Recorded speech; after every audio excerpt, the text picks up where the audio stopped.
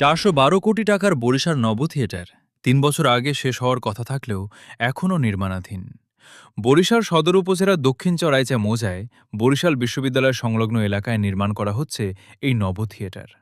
দক্ষিণাঞ্চলের শিক্ষার্থীদের মহাকাশ বিজ্ঞান ও প্রযুক্তির সঙ্গে পরিচিত করানো এবং বিজ্ঞানভিত্তিক বিনোদনের সুযোগ তৈরি প্রকল্পটির মূল লক্ষ্য।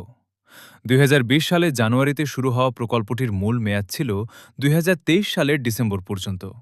কিন্তু নির্ধারিত সময় পেরিয়ে গেলেও এখনও পুরোপুরি চালু হয়নি প্রকল্পটি। সরকারি তথ্য অনুযায়ী প্রথম সংশোধিত প্রকল্পের অনুমোদিত ব্যয় ৪১২ কোটি টাকা। এদিকে প্রকল্পের কাজ, ব্যয় ও সময়সীমা নিয়ে উঠেছে নানা প্রশ্ন।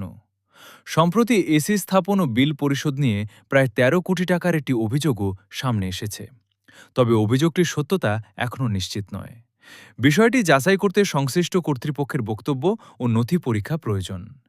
ডিজিটাল এক্সিবিটস, অবজারভেটরি টেলিস্কোপ সহ আধুনিক প্রযুক্তি সুবিধা নিয়ে নির্মিত এই নব থিয়েটার চালু হলে দক্ষিণাঞ্চলের শিক্ষার্থী ও সাধারণ মানুষের জন্য তৈরি হবে বিজ্ঞান শিক্ষা ও বিনোদনের নতুন সুযোগ। এখন বরিশালবাসীর প্রত্যাশা, দ্রুত, স্বচ্ছ ও মানসম্মতভাবে প্রকল্পের কাজ শেষ করে নব থিয়েটারটি জনসাধারণের জন্য খুলে দেওয়া হোক।